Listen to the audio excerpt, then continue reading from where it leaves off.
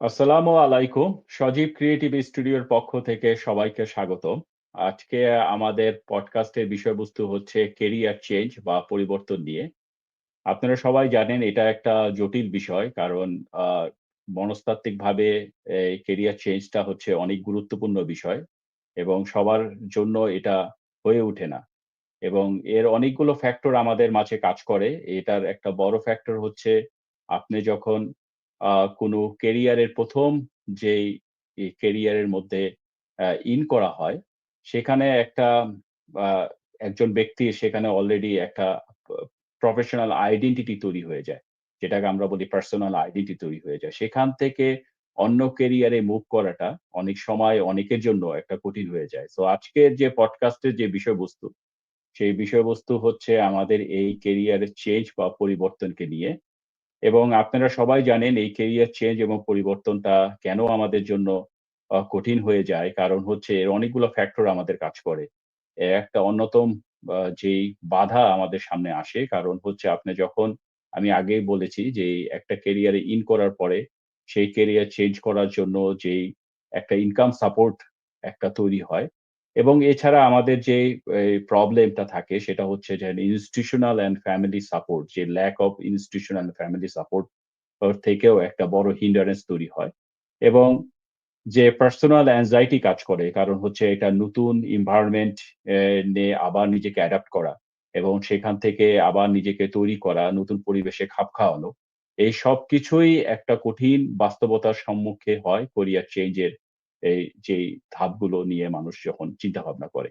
So এটা একটা বড় বিগ ডিসিশন। সো আজকের আমাদের পডকাস্টের মাধ্যমে সেই ডিসিশন গুলোকে কিভাবে এমরান কায়েস আমাদের যে অতিথি, সেই তার এই কেরিয়ার চেঞ্জ এর যেই যাত্রাটা, সেটা দেখে অনেকেই আমার মনে হয় যে বাংলাদেশে যারা আছেন অথবা যারা কানাডিয়ান আছেন, এই ২ টা পার্সপেক্টিভ এ একটা বড় ভূমিকা পালন করবে এবং আ আমাদের এর আজকের পডকাস্টের অতিথি এমরান এবং এমরানের যদি আমরা একটু ব্যাকগ্রাউন্ড সম্বন্ধে এ আলোচনা করি, তাহলে এমরান বাংলাদেশ থেকে ইস্ট ওয়েস্ট ইউনিভার্সিটির গ্র্যাজুয়েট এবং সেখান থেকেই পরবর্তীতে এ এমবিএ কমপ্লিট করে এবং এমবিএ কমপ্লিটের পরে অ্যা বাংলাদেশের বিভিন্ন প্রতিষ্ঠানে এমরানের কাজের অভিজ্ঞতা আছে এবং সেখান থেকে যখন সে চিন্তা করে কেরিয়ার অ্যাডভান্সমেন্ট এর কথা চিন্তা করে সে বাংলাদেশ থেকে আবার পাড়ি জমায় হচ্ছে কানাডাতে। এবং কানাডাতে আপনারা জানেন যখন একজন ল্যান্ডেড করে আবার নতুন করে সংগ্রাম শুরু হয়। নতুন করে আবার আ যেটা হয় সার্ভাইভাল জব দিয়ে তারপরে সে ব্যাংকিং ক্যারিয়ারে তার আ প্রাথমিক ক্যারিয়ার শুরু করে এবং সেখান থেকে সে থেমে থাকেনি। সে পরবর্তীতে চিন্তা করে যে না ব্যাংকিং ক্যারিয়ার থেকে সে প্রফেশনাল অ্যাকাউন্টেন্ট হিসাবে তার যাত্রা শুরু হয়। তো এই যে ক্যারিয়ারের যে মুভমেন্টটা এই পডকাস্টের মাধ্যমে আমরা ইমরানের যে গল্পের মাধ্যমে আমরা তুলে ধরব। যে ইমরান কিভাবে এই অসম্ভবকে সম্ভব করেছে। এবং এটার ইমরানের গল্প আমাদের অনেক বাংলাদেশী ভাই-বোনদের জন্য এবং যারা কানাডায় আছেন এবং কানাডায় যারা অনেক স্টুডেন্টরা কানাডায় পড়াশোনা করছেন, ইমরানের এই যাত্রার গল্পটা অনেককে মনের প্রসারকে প্রসারিত করবে এবং অনেকটা সাহস যোগাবে। So welcome Imran. Thank you to accept my invitation in Sojib Creative Studio. এবং আজকে তোমার এই যে যাত্রাটা, এই কঠিন যাত্রা যে ব্যাংকার থেকে তুমি যে সিপিএ জার্নি করেছো, এটা একটা অসম্ভব কঠিন যাত্রা। এই জার্নিটা কিভাবে তুমি সম্ভব করেছো, সেই জিনিসটাকে আমরা তুলে ধরব। Inshallah. Thanks for having me. তো এখন আমরা যে তোমার কাছে যেটা আমরা জানতে চাচ্ছি যে, এই তোমার যে ২ টো ক্যারিয়ার, একটা হচ্ছে তোমার ব্যাংকিং ক্যারিয়ার, আরেকটা হচ্ছে তোমার এই যে প্রফেশনাল অ্যাকাউন্টেন্ট ক্যারিয়ার এবং বাংলাদেশেও তুমি ক্যারিয়ার করে আসছো। তো আমরাই যেটা জানতে চাচ্ছি, যেহেতু আমাদের পডকাস্টের একটা সময় নির্ধারণ করে রাখছি আমরা। তো আমরা ভেরি ইন ডিটেইল এ যাব না। কিন্তু আমরা একটু জানতে চাচ্ছি যে এই যে তোমার ব্যাংকিং ক্যারিয়ারের এবং তোমার সিপিএ ক্যারিয়ারে ২ টা যে চয়েস করলা, এর এ এর মেইন যে অ্যাডভান্টেজ, ডিসঅ্যাডভান্টেজ গুলো এবং কেন তুমি পরবর্তীতে চিন্তা করলা যে ব্যাংকিং ক্যারিয়ার থেকে তুমি প্রফেশনাল অ্যাকাউন্টেন্ট হিসাবে কানাডাতে নিজেকে প্রতিষ্ঠিত করবা, সেই যে যাত্রাটা, এটাকে যদি তুমি আমাদের দর্শকদের মাঝে তুলে ধরো। অবশ্যই। So আমি যখন কানাডাতে আসি in 2015, like many other people, like I had to struggle a lot too, and like I started with like many odd jobs and stuff, and then um, প্রায় নেক্সট ইয়ার 2016 আমি ব্যাংকিং ক্যারিয়ারে join করি। আমার মনে হয় একটু কম্পারিজনে যাওয়ার আগে একটু বলে নিলে ভালো হবে যে নর্মালি ব্যাংকিং ক্যারিয়ার বলতে কানাডাতে অনেকেই ভাবে যে ব্যাংকের ব্রাঞ্চে যে জবগুলো হয় সেগুলোই, মানে ফ্রন্ট এন্ডে যারা কাজ করে, ফাইন্যান্সিয়াল অ্যাডভাইজার বলেন অথবা টেলার বলেন। বাট আমার ব্যাংকিং ক্যারিয়ারটা একটু ডিফারেন্ট ছিল, আমি একটু ব্যাক এন্ডে কাজ করতাম। সো অনেকে ভাবে যে ব্যাংকের কাজ মানেই হচ্ছে ব্রাঞ্চের কাজ, এবং বাংলাদেশেও আমরা অনেক ওটি দেখে এসেছি যে ব্যাংকের কাজ মেইনলি হচ্ছে যে বিভিন্ন ব্রাঞ্চে যারা টপ পজিশন থেকে লো পজিশন পর্যন্ত যারা থাকে ওদের জবগুলো হয়।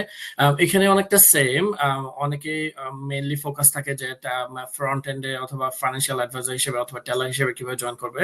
বাট আমি ওই দিকটায় না গিয়ে আমি যেটা করেছি, আমি ব্যাক এন্ডের জবগুলো অ্যাপ্লাই করা শুরু করেছি, এবং আমার ফার্স্ট জবে ছিল একটা ক্রেডিট সেন্টারে, যেখানে আমার মানে যারা মানুষজন যারা বাড়ি কিনতে চায় ওদের মর্গেজ যখন অ্যাপ্লিকেশন গুলো আসে তখন আমাদের কাজ ছিল ব্যাক এন্ডে ওই অ্যাপ্লিকেশন গুলো রিভিউ করা, অ্যাপ্রুভ করা। সো আমি যখন কম্পারিজন করব যে with my job with the CPA against the banking career, it would be slightly different, and some people might find it odd that it is saying those points. Then the reason I say it, because my job was at back end, so if someone is working in the front end, their experience might be a little bit different.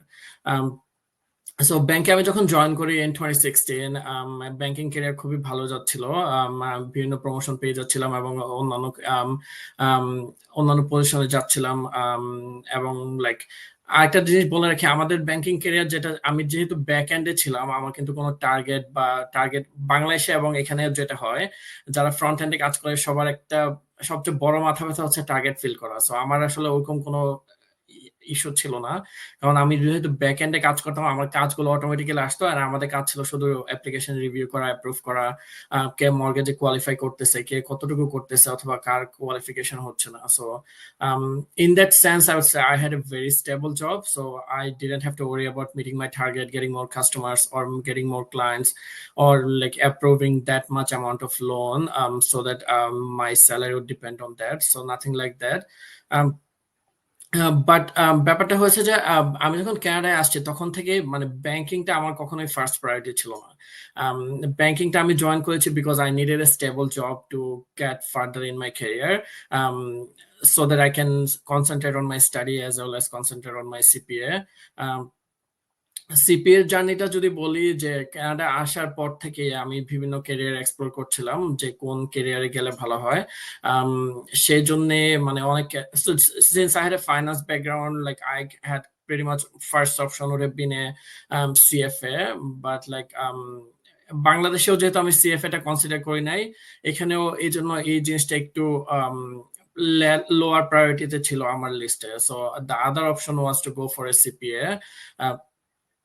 CPA তে আমি যখন explore করা শুরু করি যে জার্নিটা কেমন হতে পারে, কি কি রিকোয়ারমেন্ট আছে এবং ক্যারিয়ার অপরচুনিটিটা কেমন, আমি দেখলাম যে সিপিএ এর ভালো ডিমান্ড আছে কানাডাতে, এবং like it's if I might have a stable career in the long term, although there would be a bumpy road ahead, like when I'm getting my CPA. But like at the end of the day, I'll probably have a stable career, which I do have currently. So if I go for the comparison, so banker career আমার literally ছিল 9 to 5, and then I was working for one of the top banks in Canada, and since back-ended ছিলাম, the biggest advantage, as I said, like I didn't have any targets or anything. So I just go at 9, I finish at 5, and then like even literally if I had to do any overtime or anything, they would pay me like the overtime rate. So like literally like I had a very stable life, and like আমার ক্যারিয়ারের প্রোগ্রেশনের ব্যাপারেও কোনো দুশ্চিন্তা ছিল না, যেহেতু আমি timely promotion পেয়ে যাচ্ছিলাম, এবং at that time, like in 2017 2018, which was pre-COVID, the salary was very competitive too. So but then I have decided to go for the CPA, which was not easy, because like এখানে যারা এখানকার university থেকে graduation করে তাদের like graduation প্রোগ্রামটাই ওরকম ভাবে সাজানো থাকে যে তারা অলরেডি সিপিএ প্রোগ্রামে ডিরেক্টলি এন্টার করতে পারে। আম, আমার ফার্স্ট প্রবলেম ছিল যে আমি যেহেতু বাংলাদেশ থেকে আসছি, আমার এডুকেশনটাও এখানকার না, so that was one first negative point, and the second negative point was like I never had an accounting background. So I had to recover that to obstacle first to get into the CPA program. So আমি যখন CPA অথরিটির সাথে কথা বলা শুরু করি, প্রথমে আমাকে আমার ইকুইভ্যালেন্সি করতে হলো, যে মানে বাংলাদেশে যে আমার এমবিএ করা আছে, ওরা এখানকার এরা এখানকার গ্রাজুয়েশন হিসেবে বা এমবিএ হিসেবে এটাকে অনার করবে কিনা। সো আমি যখন ইমিগ্রেন্ট হিসেবে কানাডায় আসলাম, তো ওই সময়ই ওরা আমাকে, যেহেতু আমার 5 বছরের ডিগ্রি ছিল, 4 years in bachelor and I had to do only 1 year to get my MBA degree. So 5 years, but when I applied for the equivalence in Canada, they gave me only 4 years of, so they didn't say whether it's a master's or bachelor, but all they said like you get 4 years equivalence in Canada. So when I applied for the CPA, I kind of had the same. They took me as an equivalent in bachelor degree, but then they again told me that you have to do few more courses because you first don't have an accounting degree from back home. Also, your degree is not equivalent to because you haven't done your degree in Canada. That's why you will need to um, get few more courses done before we can actually enter you to the real CPA program. Like I haven't even started the CPA program. That's like even the beginning. So that was my biggest struggle, that I had to get all those courses done. আমাকে বলা হয়েছিল প্রায় 7 থেকে 8টা full course করতে হবে, যার মধ্যে আছে managerial accounting, financial accounting, taxation, business law. ওই কোর্সগুলো করার পর ওরা আমাকে বলেছে, okay, now you are eligible for the CPA program and you can start your CPA program. So even like before I get to the CPA program, like that was like a big struggle for me, like to continue my full-time job, my family, as well as my CPA prerequisites to get into the CPA program. So I don't think anyone would have done it. Like if they already had a stable banking career, like they wouldn't go for other stuff. But I think I was determined, thinking that what career would CPA give me. Although if I compare, like, because like I didn't know like what benefit it would have, or I didn't enjoy those benefits after someone becomes a CPA. Like for me that time, it was like literally there was no advantage for me to go into the CPA program because I already had a stable job. I was doing well in my job. So if I compare, like there is literally no advantage of the CPA program at that stage of my life. But now that I have the CPA, like there is a lot of advantage. Now I have a stable job, and then like it's like I wouldn't say banking career is any lower, but like this is something that I enjoy. Another thing, the reason I left the banking career, because I wasn't enjoying it. Like although I had the money, I had a stable job, I had a stable life, but this wasn't something that I was enjoying. So that's something actually led me to get into the CPA program. So it was more than the advantage or disadvantage. Rather, it was my wish or my like what I was enjoying or what I thought I would enjoy more that led me to the CPA program. না, কারণ the reason আমি তোমাকে এই জিনিসটা বললাম, কারণ আমাদের বাংলাদেশিরা অনেকেই জানে না, কানাডা কিন্তু বাংলাদেশের মতো অনেক বেশি ব্যাংক নাই। কানাডা মেজর হচ্ছে 5টা ব্যাংক এবং তাদের অনেক শাখা আছে। এবং বাংলাদেশিদের মধ্যে কিন্তু অনেক বাংলাদেশি ব্যাংকিং ক্যারিয়ারটাকে ব্যাংকিং ক্যারিয়ার করছে। অলদো যেটা তুমি বললা যে অনেকে ব্যাংকিং ক্যারিয়ারে করতেছে এবং অনেক ব্যাংকিং ক্যারিয়ারে হয়তো ভালো করতেছে, কিন্তু ব্যাংকিং ক্যারিয়ারটাকে এনজয় করতেছে না। মোস্ট অফ দ্য কেসে আমি যখন দেশে যাই বা মোস্ট অফ দ্য বন্ধু-বান্ধব যখন তারা এই যে মাইগ্রেশন এর কথা বলে, যে তা আমি অনেক সময় বলি যে হ্যাঁ, you are doing good in Bangladesh, কিন্তু কেন তাহলে মুভ করতে যাচ্ছে? তো তাদের একটা বড় যেই এই কথার মধ্যে যে জিনিসটা আমি মানে ফুটে উঠে, যে তারা তাদের জবটাকে দে আর গেটিং গুড মানি, কিন্তু তারা জবটাকে এনজয় করতেছে না। হ্যাঁ? এবং এইজন্যই এই যে তোমার বেলায় যে জিনিসটা হচ্ছে, যে তুমি যে ভাবতেছো যে হ্যাঁ, one advantage you have যে তুমি যেহেতু ব্যাংকিং এ কাজ করতা, এটা তোমার যেমন 9 to 5 জবটা তোমার ইজি করছে এবং সেখান থেকে তুমি একটা মোটামুটি হ্যান্ডসাম মানিও পেতা। যেটা আমাদের এই কেরিয়ার সুইচ করাটা কিন্তু একটা কঠিন হয়ে যায় এবং অনেকটা কঠিন আ বা এইজন্য আমি বলব যে, যেহেতু একজন পরিবারের কথা যখন চিন্তা করে রেগুলার ইনকাম সাপোর্ট পাচ্ছে, হ্যাঁ? এবং আমাদের দেশে যে জিনিসটা সমস্যা বা এখানেও যে সমস্যা ইনস্টিটিউশনাল এবং ফ্যামিলি সাপোর্টটা কিন্তু আমরা সরাসরি পাই না। হ্যাঁ, সবসময় ক্ষেত্রে। বেশিরভাগ ক্ষেত্রেই যদি আমরা চিন্তা করি। তারপরে এর মধ্যে তো একটা anxiety থাকে নতুন এনভায়রনমেন্ট কিভাবে হবে, কোর্স প্রিপারেশন কিভাবে করব। এবং সেই সাথে এ there is a lot of big decision. So moving from one sector to another sector. তো আমি এখন তোমার কাছে যেটা জানতে চাবো, এই যে তুমি ডিসিশন নিলা এবং আমি দর্শকদের মাঝে একটু সংক্ষেপে বুঝিয়ে বলি, হয়তোবা অনেকে বুঝতে পারবে না। যে সিপিএ এর জন্য যখন সে কানাডাতে এপ্লাই করলো এই ইনস্টিটিউশনকে, তখন যেহেতু তার বাংলাদেশী ব্যাকগ্রাউন্ড ছিল, তো তাকে ১ম এ তাকে প্রি-রিকুইজিট অনেকগুলো কোর্স করতে হয়েছে। এবং সে যখন ব্যাংকের আমি যতটুকু বুঝলাম যে ইমরানের কথায় যে ব্যাংকে যখন কাজের ফাঁকে সে এই এই এই কোর্সগুলা এনরোল করার পরে সে মানে সে এলিজিবল হয়েছে এবার আ এ মানে অ্যাকচুয়ালি যে প্রফেশনাল অ্যাকাউন্টেন্ট সিপিএ হচ্ছে যেটা বাংলাদেশে বলে চার্টার্ড ফাইন্যান্সিয়াল অ্যাকাউন্টেন্ট বা এখানে সেটাকে টোটাল বা চার্টার্ড জার্নাল অ্যাকাউন্টেন্ট। এখানে কানাডাতে সবকিছুকে একসাথে বলে সিপিএ প্রফেশনাল অ্যাকাউন্টেন্ট যারা। প্রফেশনাল অ্যাকাউন্টেন্ট কোর্সে এনরোল করার জন্য তাকে ১ম এ অনেকগুলো কোর্সের প্রিরিকুইজিট শেষ করতে হয় এবং প্রিরিকুইজিট সফলভাবে শেষ করার পরে তারপরে এনরোল করতে হইছে। তো আ আমি যেটা এখন জানতে চাচ্ছি তোমার কাছে যে এই প্রসেসটা এই যে তুমি ব্যাংকিং ক্যারিয়ার করতেছো, তোমার তো একটা ইনকাম সাপোর্ট লাগতেছে। তুমি বাসার সবকিছু চলতেছে।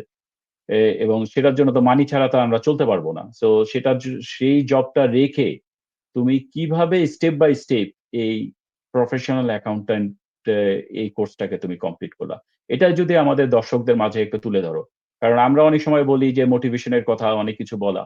কিন্তু অনেকেই জানে না বা অনেকে যেটা ভয় পায় যে এই প্রসেসটা যে ইনভলভ গুলো আছে, যে ক্যারিয়ার চেঞ্জ এর যে প্রসেস গুলা, এই জিনিসগুলাকে তুমি যদি একটু দর্শকদের মাঝে তুলে ধরতে পারো। অবশ্যই। সো আমার জন্য এটা কখনোই অপশন ছিল না যে আমি একটা চাকরি ছেড়ে দিয়ে আরেকটা চাকরির জন্য প্রিপারেশন নিব, বিকজ লাইক আমার ওই সাপোর্টটা ছিল না যে আমাকে কেউ ফাইন্যান্সিয়ালি সাপোর্ট করবে, অথবা আমার ওই পরিমাণ সেভিংস আছে কিনা যে আমি লাইক একটা চাকরি ছেড়ে মানে আরেকটা চাকরি প্রিপারেশন নেওয়ার অথবা একটা ডিগ্রি প্রিপারেশন নিব। সো আমার জন্য ওই অপশনটা was never an option, like I couldn't even think about it that I will leave that job and then I will start my preparation for the CPA.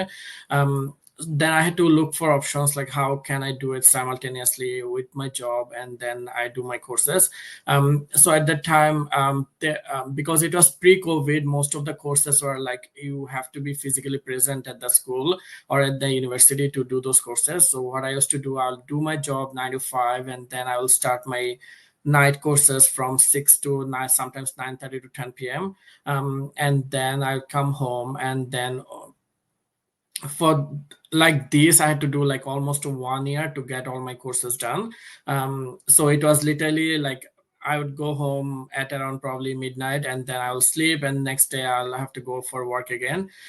And then sometimes I'll probably study in the train when I'm going to the work, or when I'm from the work I'm going to the university. So literally I didn't have any social life, I didn't have any family life, so I literally devoted everything to get my courses done. And that's I'm talking about before I get into even CPA. I don't even know whether my CPA journey would be successful. Like even before that, I had to invest that much of time just to get started. So that was like a big commitment and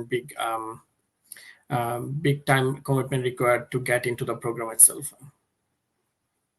আচ্ছা, এখন তোমার কাছে যে জানতে চাচ্ছি যে এখন তুমি প্রোগ্রামটা এনরোল করলা। এটা তুমি যখন যেই আমাদের কাছে তুলে ধরলা যে এই যে তুমি কাজ শেষের পরে তুমি আবার ইভনিং কোর্সে তুমি এনরোল করছো। সেখানে এই যে ছোট যেই রিকোয়ারমেন্ট যে কোর্স গুলো ছিল যেমন ফর এক্সাম্পল কর্পোরেট ল, তারপরে আরো তোমার অ্যাকাউন্টিং কোর্স যেগুলো ওরা বলছে ইউ হ্যাভ দ্যাট ডিফিসিয়েন্সি, সেগুলা প্রিরিকুইজিট কোর্স গুলো তুমি শেষ করলা। শেষের পরে তুমি এনরোল করলা হচ্ছে সিপিএ তে। তো সিপিএ তে অ্যাকচুয়ালি ফার্স্ট ইয়ার বা যদি আমি পুরোপুরি জানি না সিপিএস টোটাল সিস্টেমটা, যদি এটা যদি 1 or 2 ইয়ার্স বা 3 ইয়ার্স এর প্রোগ্রাম থাকে, তাহলে তোমার ফার্স্ট ইয়ারে কতগুলো ক্রেডিট করতে হয়েছে, সেকেন্ড ইয়ারে কতগুলো ক্রেডিট করতে হয়েছে এবং ফাইনাল ইয়ারে কি ধরনের সিপি ক্রেডিট এর গুলো? ব্যাপারগুলো একটু ফ্লেক্সিবল। সো সিপি এর ব্যাপারগুলো যারা আমি ইনিশিয়ালি বলি, সিপি এর প্রোগ্রামটা হচ্ছে like to get that designation there are two different requirements. One is like educational requirement and other one is like experience requirement. So এডুকেশনের যেটা হয় ওখানে 6টা মডিউল থাকে। প্রথম দুটাকে বলে কোর 1 এন্ড কোর 2। কোর 1 হচ্ছে ফাইন্যান্সিয়াল অ্যাকাউন্টিং এন্ড কোর 2 হচ্ছে managerial accounting or operational accounting. তারপর হচ্ছে কোর তারপর হচ্ছে আরো 2টা কোর্স নিতে হয়, যেহেতু যারা পাবলিক প্র্যাকটিসে থাকতে চায়, যারা মানে সো সিপিএ মানে কিন্তু not necessarily like full fledged accountant. There are other people too who can get like people, for example, they have a career in finance or they have a career in project management, they can get into the CPA program too, and they can get the CPA designation too. But I'm যদি most common or common ওয়েটা বলি, এটা হচ্ছে যারা financial accountant or public accountant হতে চায়, ওদের জন্য দুইটা ম্যান্ডেটরি মডিউল হচ্ছে ট্যাক্স এবং audit.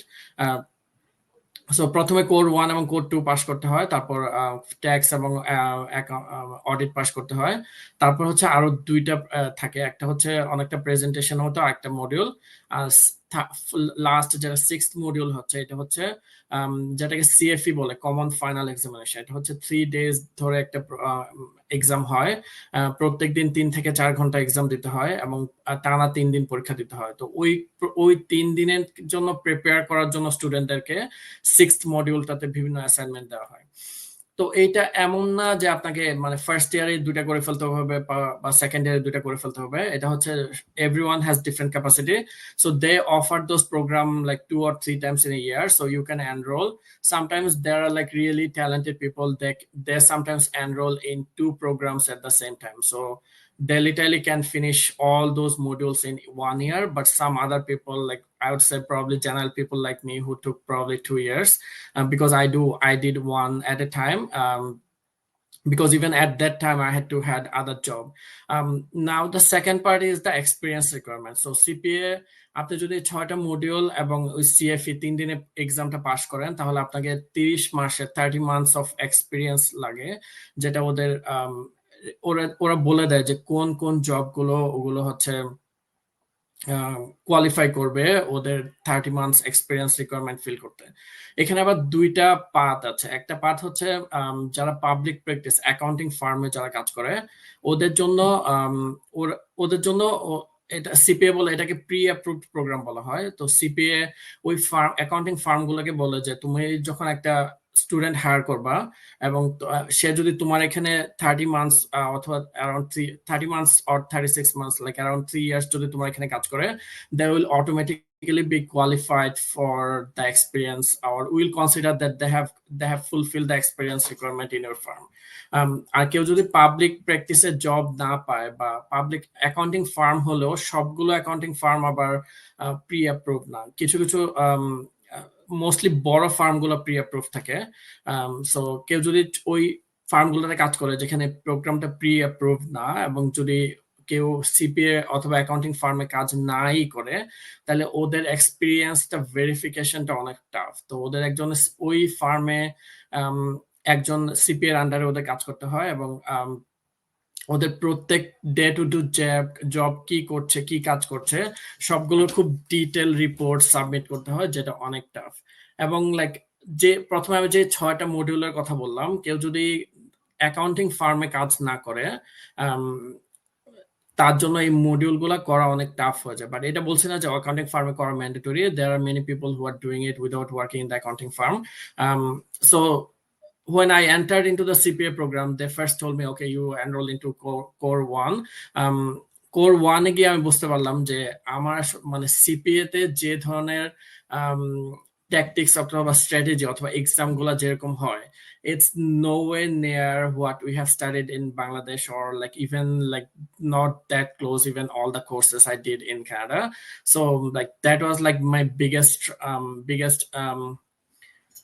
shock after starting my core one, that because at that time even I didn't have an accounting job. Like I didn't know like whether I would be successful. Like you can do all the courses, you can study, you can finish your final exam, but if you don't have that 30 months of relevant experience, they are not going to give you that CPA designation. So I started doing core one. Like that even took that time I realized like what I was, the amount of time I was giving with my banking job to all the prerequisite courses, that's like nowhere near enough what I would need. I would need probably 2 times, 3 times more the time just to pass that one module, which is like, which runs for 3 months, and then you have to do assignment every week, and then at the end of the assignment they have an exam for 3 hours. So if you pass that exam, then you get to pass core one. And because I also didn't have a relevant job at that time, like it was becoming more and more difficult, and I was thinking I would probably drop out of the CPA program because it's literally not working for me. Even I'm not getting it like the way it's designed, because like I literally don't have those experience, or I literally don't have those work experience. But আল্লাহর রহমতে আমি পরীক্ষাটা যখন দিলাম 3 মাস struggle করে, like আমি পাশ করলাম, তখন ভাবলাম যে ওকে, I probably have light at the end of the tunnel. And then also in the same time I got a job offer from one of the top 4 accounting firm in Canada. So there are like many accounting firms, but like they call, like there are 4 firms which goes by Big Four. So I got into one of the Big Four accounting firm, and that time it started becoming a little bit easy to do my study, because there are also other people that are doing the CPA program too. So I got a lot of help from there, also from the firm, because those firms are pre-approved, like they have a mandate to hire people who will be doing the CPAs. So those firms, they help you with your study too. So that became a little bit easier. But another thing, so at that time I left my job at the banking. So now that I started my job in accounting, my other struggle, or I would say other challenge is that now I don't have a stable job anymore. Like to get that career in the accounting firm, I had to accept a job offer which was paying salary below what I was making at the bank. And also at the same time, like if someone has worked in the accounting firm in Canada, they would know there is literally no 9 to 5. There is nothing such thing as 9 to 5 in accounting firm. Like আমাকে কাজ এমনও time হয়েছে যখন busy season থাকে, যে আমার ক্লায়েন্টের অফিসের মিডনাইট পর্যন্ত থাকতে হয়েছে, এবং আমি মিডনাইটের পরে বাসায় এসে পরের দিন আবার সকাল 7টা-8টায় আবার ক্লায়েন্টের এখানে ফেরত যেতে হয়েছে। Like it's literally crazy when they have a busy season.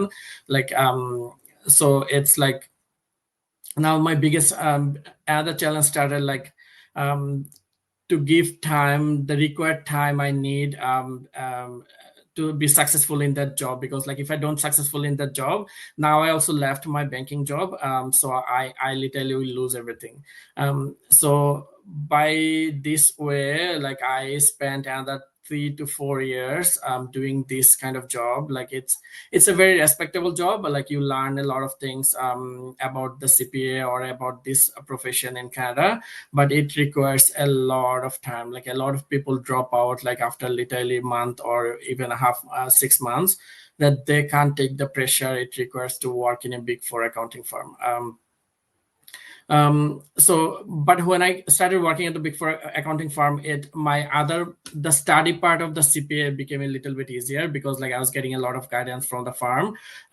And এভাবে করে করে আমার 3 বছর লাগলো, আমি আমার বাই দিস টাইম এক্সপিরিয়েন্সও হয়ে গেল। আমি এবং 2021 সালে আমি সিপিএ যে ফাইনাল এক্সামটা, কমন সিএফই বলে এটাকে, এটা খুব একটা প্রেস্টিজিয়াস এক্সাম, এবং এটা আমি পাশ করতে পারলাম আলহামদুলিল্লাহ first ট্রাইয়ে in 2021. So after that আমার তখন এক্সাম পার্টটা কমপ্লিট হয়ে গেল, তখন আমি সিপিএ তে অ্যাপ্লাই করেছি, যে আমার এক্সাম পার্টও কমপ্লিট হয়ে গেছে, এবং আমার 30 months of experience হয়ে গেল Big Four accounting firm থেকে. Then they do a lot of assessment again. They took about 3-4 months, and then they finally told me that okay, now I have a CPA. So that after all those, like, so if I start from like taking all those prerequisite courses and finally getting the CPA, it literally took me around 4 to 5 years from first to end just to get that designation. So আমি তোমার সংক্ষেপে যে জার্নিটার কথা আমি যদি দর্শকদের মাঝে তুলে ধরতে চাই, মানে সিপিএ এর এখানে হচ্ছে দুটো পার্ট। একটা পার্ট হচ্ছে তোমার কথা থেকে যেটা আমি সংক্ষেপে বলতে চাচ্ছি, একটা হচ্ছে কোর্স কোর্স ওরিয়েন্টেড, যেটা কোর্স কমপ্লিট করতে হবে, এবং কোর্স কমপ্লিট করার সাথে সাথে সিপিএ ডেজিগনেটেড হতে পারবে না আনলেস সে যদি ডেজিগনেটেড প্রফেশনাল এরিয়ার মধ্যে কাজ করে, এবং সেটা আমার জানা মতে যেটা হচ্ছে around 30 months. Am I right? Right, yeah. হ্যাঁ। তো যখন একজন ডেজিগনেটেড এরিয়ার মধ্যে ডেজিগনেটেড সিপিএ ফার্মের সাথে যখন কাজ করবে 30 মাস, তারপরে একটা ন্যাশনাল এক্সাম দিতে হবে, তখন তারা ডেজিগনেটেড ফার্ম অ্যালাউ করবে যে now you are eligible to write the national exam. So once you write the national exam, তখন পাশ করার পরে তারপরে যে সিপিএ ডেজিগনেটেডটা হবে। সো এটা একটা চ্যালেঞ্জিং মানে ক্যারিয়ার পাথওয়ে, যে অনেকে ভাবে যে শুধু সিপিএ কোর্স গুলো কমপ্লিট করলেই আমি সিপিএ হতে পারবো না। না, এখানে হচ্ছে দুটো ধাপ। একটা হচ্ছে কোর্স কমপ্লিট করতে হবে, এবং কোর্স কমপ্লিট সাথে সাথে তাকে এক্সপিরিয়েন্স পেতে হবে, এবং সেটা যে কোনো জায়গায় করতে হবে না, সেটা সিপিএ রিকগনাইজড এরিয়ার মধ্যে এক্সপিরিয়েন্স নিতে হবে। Once you get experience, experience area আপনাকে বলবে যে এখন you are eligible to write your certification exam. তখন সার্টিফিকেশন এক্সামে পাশ করার পরে তখন সে ডেজিগনেটেড হবে সিপিএ, এবং এইভাবে তখন কেরিয়ার ফ্লোটা শুট করতে হবে। এবং এই during this career flow 3-4 years এখানে অনেক ধরনের কষ্ট করতে হবে। সেখানে মানে 9 to 5 বলে কোনো জব নেই সেখানে। যেটা হচ্ছে যে যখন ট্যাক্সেশন টাইম থাকে বা পিক আওয়ার থাকে, তখন অনেককে মিডনাইট পর্যন্ত কাজ করতে হতে পারে এবং কোম্পানি স্যাটিসফ্যাকশনটা লাভ করার জন্য। সো এটা হচ্ছে দর্শকদের সংক্ষেপে জার্নিটার কথা বললাম। এই সিপিএ যারা উৎসাহিত হবেন, যারা সিপিএ ধরনের কোর্সের জন্য চিন্তা ভাবনা করতেছেন, তাদের একটা ইনসাইট তুলে ধরার জন্য। এখন আমি তোমাকে যে জিনিসটা আমি প্রশ্ন করতে চাই, আমরা জানি যে আমাদের এখানে অনেক ট্যালেন্ট ছেলেপেলে আছে, এবং এখন অনেকে ব্যাংকিং ক্যারিয়ার করছে, এবং এবং অনেক ইয়ং পপুলেশন আছে, এবং তারা যদি তোমার অ্যাডভাইসটা কি থাকবে? তারা যদি চিন্তা করে যে হ্যাঁ, আমার ব্যাংকিং ক্যারিয়ার আছে, বাংলাদেশেও বলো as well as কানাডিয়ার পার্সপেক্টিভ, দুই পার্সপেক্টিভই কথা যদি আমরা কথা বলি, তোমার অ্যাডভাইসটা কি থাকবে যদি এই যে ক্যারিয়ার চেঞ্জটা সিপিএ বা এ ধরনের প্রফেশনাল অ্যাকাউন্টেন্ট লাইনে যদি যে নিজেকে ক্যারিয়ার চেঞ্জ করতে যাবে, তাহলে তোমার অ্যাডভাইসটা এখানে কি হবে? তাদের কি ধরনের প্রস্তুতি রাখা উচিত, both mentally as well as এই যে প্রিপারেশন সিস্টেমটা, তারা কিভাবে নিজেকে তৈরি করা উচিত? ফার্স্ট আমি বলতে চাই যে মানে বাংলাদেশে যেমন একটা ধারণা থাকে যে অনেকে গ্রাজুয়েশনের পরে ব্যাংকে ঢুকতে হবে বা এক ধরনের আলাদা অ্যাকাউন্টেন্ট হতে হবে বা সিএফএ করতে হবে। কানাডাতে কিন্তু অনেক ধরনের ক্যারিয়ার অপরচুনিটি আছে। আমি বলবো যে biggest struggle of a new immigrant when they comes in, they don't have those knowledge of like what are the career opportunities available.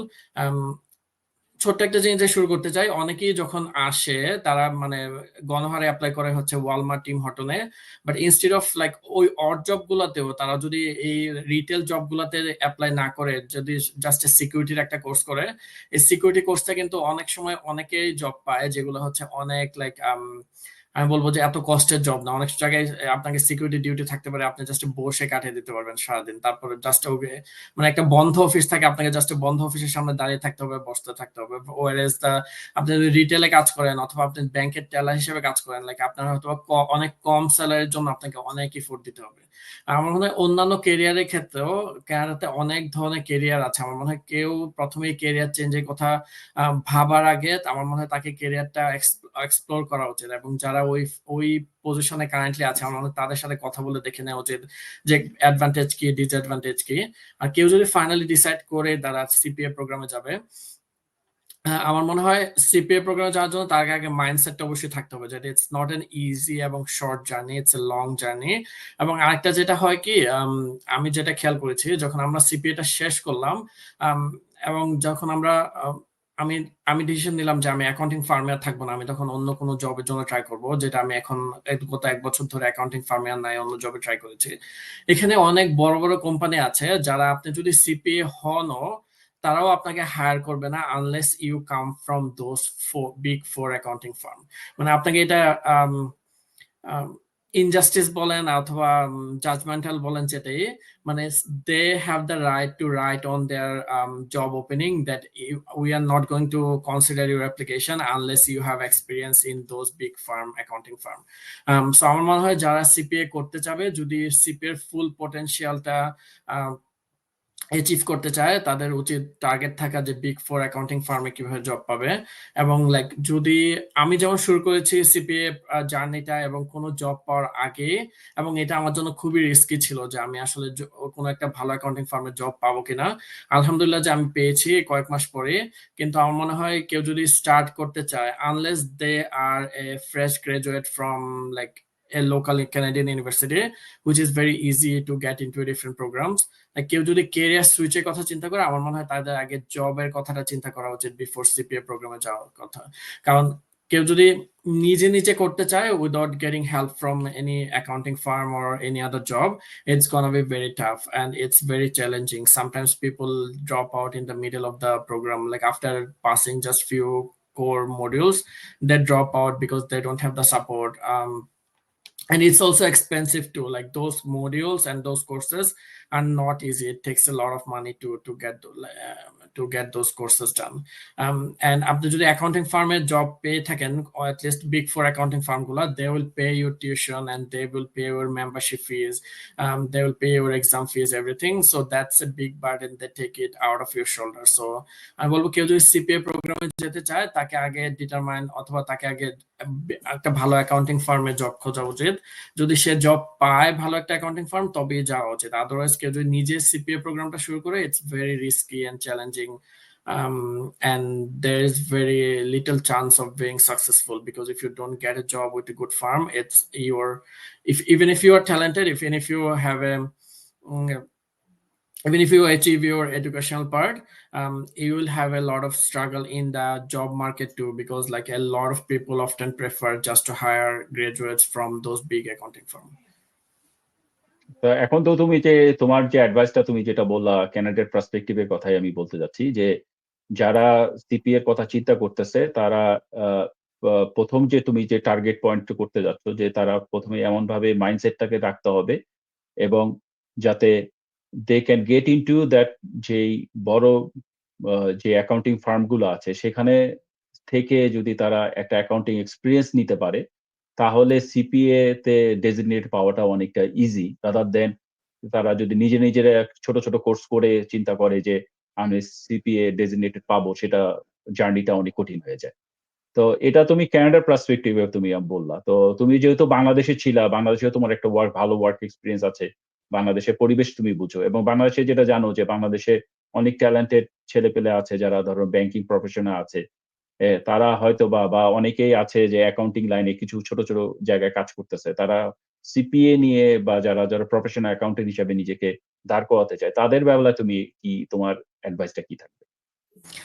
বাংলাদেশের সিপিএস সিস্টেমটা যদিও আমি খুব একটা জানি না, কিন্তু আমি যতটুকু জানি যে বাংলাদেশেও কিন্তু এই ব্যাপারগুলো আছে, যে কিছু কিছু কোম্পানি আপনাকে সার্টেন এডুকেশনাল ইনস্টিটিউট থেকে না আসলে আপনাকে, যেমন কিছু কোম্পানি আছে, আমরা যখন জব ফিল্ডে ছিলাম আমরা জানতাম, যেমন ব্যাটে বাংলাদেশ ব্রিটিশ আমেরিকান টবাকোর মতো কোম্পানিগুলো, ওরা আপনি যদি ধরেন বড় বড় এনএসইউ তারপরে আইবিএ এই ইনস্টিটিউট গুলো না আসেন, আপনাকে ওরা হায়ার করবে না। অলদো আপনাকে হয়তো ইন্টারভিউর জন্য ডাকবে, কিন্তু ইন রিয়েলিটি আপনাকে তখন আপনার সিবি তখন কনসিডার করবে না। আমার মনে হয় বাংলাদেশেও কেউ যদি সিপিএ পার্সু করতে চায়, ওখানেও যেখানে আমার মনে হয় ওখানে বাংলাদেশের রহমান এন্ড রহমান আছে, তারপর একনাবিল কিছু বড় বড় সিএ ফার্ম আছে, আমার মনে হয় তাদের টার্গেট থাকা উচিত ওই কোম্পানির গুলোর সাথে আগে কথা বলা, যে ওখান থেকে ওরা এক্সপিরিয়েন্সটা গেইন করতে পারবে কিনা, তারপর মনে হয় প্রফেশনাল অ্যাকাউন্টেন্ট রাউটে যাওয়া। Otherwise like it's gonna be very challenging. Accountant হিসেবে কিন্তু ধরেন আপনার অনেক অন্যান্য ইনিশিয়াল লেভেলেরও এন্ট্রি লেভেলের জবও পাওয়া যায়, বাট ওই এক্সপিরিয়েন্স গুলো দিয়ে সিপিএ অ্যাচিভ করা অনেক টাফ। এবং লাইক কেউ যদি প্রফেশনাল ডিগ্রি ডেজিগনেশনটা না পায়, তাহলে তার তার কাজের ধরনটা টোটালি ডিফারেন্ট হয়, এবং যে প্রফেশনাল ডেজিগনেটেড হয় তার কাজের ধরনটা টোটালি ডিফারেন্ট হয়। কারণ অ্যাকাউন্টিং এও কিন্তু বুক কিপিং আছে, পেরোল আছে, ডাটা এন্ট্রি আছে, অনেক ধরনের কাজ আছে। তো কারো যদি ডেজিগনেটেড না হয় অথবা বাংলাদেশের যেটা সিএ এরকম না হয়, তার কাজের ধরনগুলো টোটালি ডিফারেন্ট হবে। তার মানে কেউ যদি যেতে চায় ওই লাইনে, তার ওই জিনিসগুলো জেনে তারপর ওইভাবে মাইন্ডসেট করা উচিত যে আমি কি ওই এন্ট্রি লেভেলের কাজগুলো নিয়ে স্যাটিসফাইড, নাকি আমি অনেক বড় লেভেলে যেতে চাই, যার জন্য সিপিএ ডেজিগনেশনটা ম্যান্ডেটরি। তো মানে তোমার যেটা মূল যে অ্যাডভাইসটা থাকছে যে বিফোর কোনো কিছু আগানোর জন্য যে প্রসেসটা কিভাবে আহ, মানে মাঠ পর্যায়ে যে প্রসেসটা আছে সেটা জেনে এবং সেই সাথে যে ডেজিগনেটেড এরিয়া গুলো আছে বা ডেজিগনেটেড ফার্ম গুলো আছে তাদের সাথে কথা বলে তাদের যে প্রসেস স্টেপ বাই স্টেপ গুলোর সাথে নিজেকে মানে পরিচিত নিজের করে তারপরে। জায়গাটাকে পরিচিত হয়ে then only you should think about to switch your career or build up your career in hmm particular hmm hmm. area. Otherwise যদি মানে যত্রতত্র ভাবে যদি চিন্তা করে কেরিয়ার সেট আপ করা হয় তখন কিন্তু একটা বিপদের সম্মুখীন হয়ে যাওয়ার এখন সম্ভাবনা সে থাকে। এক্সিস্টিং ক্যারিয়ারটাও লুজ করলো, আবার নেক্সট হ্যাঁ। ক্যারিয়ারটাতেও খুব একটা সাকসেসফুল হতে পারলো না। তাহলে আমরা মোটামুটি আমাদের পডকাস্টের প্রায় শেষ পর্যায়ে চলে আসছি। তা আজকে ইমরানের যেই আমাদের গল্প থেকে আমরা যেটা জানলাম এবং আজকে আসলে আমি ইমরানকে বলেছি মোর লাইকলি প্রসেস ওরিয়েন্টেড কথা বলার জন্য যাতে অনেকে জানতে পারে যে স্টেপ গুলো কি কি আছে যেরকম অনেকেই চিন্তা করে বাংলাদেশ বলেন এবং কানাডা উভয় পার্সপেক্টিভের কথা যদি আমরা চিন্তা করি যে অনেকের চিন্তা থাকে যে কেরিয়ার চেঞ্জ করব, কিন্তু আপনি কেরিয়ার যখন চেঞ্জ করবে যে আপনি যদি প্রসেসটা যদি না জানেন স্টেপ গুলো কি আছে যেমন ইমরানের কথায় আমরা যেটা জানলাম যে যখন যে মানে প্রফেশনাল অ্যাকাউন্টেন্ট হিসাবে কেউ দাঁড় করাবে সেটা বাংলাদেশ বলেন এবং কানাডা বলেন বা পৃথিবীর অন্য কোনো জায়গায় বলেন, এর একটা বড় স্টেপস আছে হচ্ছে এখানে কোর্সটা কমপ্লিট করতে হবে এবং কোর্সের সাথে আপনার ডেজিগনেট পাওয়ার জন্য আপনার সেই এক্সপিরিয়েন্সটা দরকার। সো দুটো জায়গা যদি কোয়েনসাইড না হয় তাহলে আপনি এই ধরনের চ্যালেঞ্জিং প্রফেশন গুলোর মধ্যে আপনি ডেজিগনেটেড হতে পারবেন না। এছাড়াও অনেকে চিন্তা করেন যে তারপরেও আমি বলবো যারা বাংলাদেশে অনেকে ব্যাংকিং সেক্টরে আছেন এবং আহ, আরো অন্যান্য সেক্টরে আছেন যারা কেরিয়ারের কথা চিন্তা ভাবনা করতে করার কথা চিন্তা করতেছেন তারা there is a lot not only CPA there is a several other sector আছে যেগুলো নিয়ে আমরা চিন্তা করা যায়। যেমন বাংলাদেশে যেমন অ্যাগ্রো ফরেস্ট্রি এই প্রফেশনাল হিসাবে এখন অনেক কিছু নিজেকে তৈরি করা যাবে। ফ্রিল্যান্সিং একটা অনেকটা বড় পার্ট যেখানে আপনি কাজ করতে পারবেন। আপনি যদি খুব বেশি এডুকেশনাল না হন বা একটু হ্যান্ডি কথা চিন্তা করেন, আপনি বিভিন্ন মোটর মেকানিক হিসেবে চিন্তা করেন। ফিউচারে যেমন ইভিএ ইলেকট্রিক ভেহিকেলের চাহিদা বাড়তেছে। তো সেই জিনিসগুলোকে আপনারা এখন চিন্তা করতে পারেন। এছাড়া আমরা যদি আরো চিন্তা করি যে ডিজিটাল মার্কেটিং এর কথা চিন্তা করতে পারি। আমরা চিন্তা করতে পারি হচ্ছে অ্যা অ্যা সাপ্লাই চেইন ম্যানেজমেন্ট হিসেবে চিন্তা করে লজিস্টিক সাপোর্ট হিসাবে আপনি কেরিয়ার চেঞ্জ করতে পারে। সো আপনি যখন কেরিয়ার চেঞ্জ করবেন তখন there is a lot of other way এবং আমরা যদি হেলথ সেক্টরে দেখি যে এখন কিন্তু সারা পৃথিবীতে ডিমান্ড আছে যেমন নার্সিং এর ডিমান্ড কিন্তু বাড়ছে। এটা আপনি কানাডায় বলেন বাংলাদেশ পার্সপেক্টিভে বলেন বা মিডল ইস্টে বলেন, এখানে কিন্তু আপনার প্রফেশনাল নার্সিং এর জব কিন্তু দিন দিন বেড়েই যাচ্ছে এবং সেখানে শুধু নার্সিং বলতে বাংলাদেশের পর্যায়ে আমি যেটা বলবো যেটা শুধু আমরা ফিমেল পার্সনের যেই চাহিদা এখন কিন্তু ফিমেল পার্সন আর মেল পার্সন বলে কোনো চাহিদা না, বোথ সেক্স ক্ষেত্রেই কিন্তু চাহিদা বাড়ছে কারণ এটা এখন খুব ডিমান্ডেবল এরিয়া। সো এগুলো মানে কেরিয়ার চেঞ্জের ব্যাপারে এগুলো সেক্টরও চেঞ্জ করতে পারে। হ্যাঁ, সিপিএটা আমি বলবো যে এটা সাধারণত যারা আহ, আহ, মানে অনেক স্মার্ট ছেলে পেলে এবং যারা রিয়েলি মনস্তাত্ত্বিকভাবে আহ, আহ, মানে মাইন্ড সেট আপ করবে যে না সে প্রফেশনাল গোল নিয়ে একটা আগাচ্ছে তাদের জন্য এই সিপিএ জার্নিটা আমার মনে হয় ভালো হবে। এবং বাংলাদেশের বা পৃথিবীর প্রথম সারির দিকে যদি আপনি ডিসিশন মেকার হিসেবে কাজ করতে চান তাহলে এই জার্নিটা আপনার অনেক হেল্প করবে। বাট বাট এটাই আপনার জন্য গোল না, there is several other way আপনি নিজেকে প্রতিষ্ঠিত করতে পারেন। বাট আজকের ইমরানের যেই গল্পের মাধ্যমে আমরা জানলাম যে প্রথমে আপনাকে মনস্তাত্ত্বিকভাবে তৈরি হইতে হবে এবং সেই সাথে আপনাকে এই যে বিভিন্নভাবে টাইম ম্যানেজমেন্টের মাধ্যমে হ্যাঁ, বিভিন্নভাবে নিজেকে খাপ খাইয়ে অনেক সময় এখানে সোশ্যালাইজেশন কে আপনাকে কিছুদিনের জন্য আপনাকে অনেক বিরত থাকতে হবে। কিন্তু এটা আপনাকে পরবর্তীকালে এ এই আপনার এই কঠোর পরিশ্রম এবং ফোকাসের মাধ্যমে আপনাকে একটা সামনের ভালো কেরিয়ারের পথ দেখাবে। তো দর্শকদের মাঝে আমার অনুরোধ থাকবে আমাদের পডকাস্টটা যদি ভালো লাগে তাহলে এটা শেয়ার করার জন্য এবং আমার চ্যানেলটা সাবস্ক্রাইব করার জন্য এবং আমরা সামনের দিকে হয়তোবা নতুন কোনো গল্প নিয়ে আপনাদের মাঝে হাজির হব। তো আজকে আমাদের এখানেই শেষ। পরবর্তীকালে নতুন কোনো অতিথি, নতুন কোনো গল্প নিয়ে এ এ হাজির হব এবং আপনাদের কাছে আমার আবার একান্ত অনুরোধ, please subscribe my channel and please share my a our podcast if you like it. So আপনাদের এই সহযোগিতার মাঝে আমরা নতুন, নতুন অতিথিকে নিয়ে আসতে পারবো এবং সেখানে আমরা আরো পডকাস্টের মান আরো উন্নত করতে পারবো। Thank you everyone. আবার পরবর্তীকালে আবার দেখা হবে। আল্লাহ হাফেজ। Okay.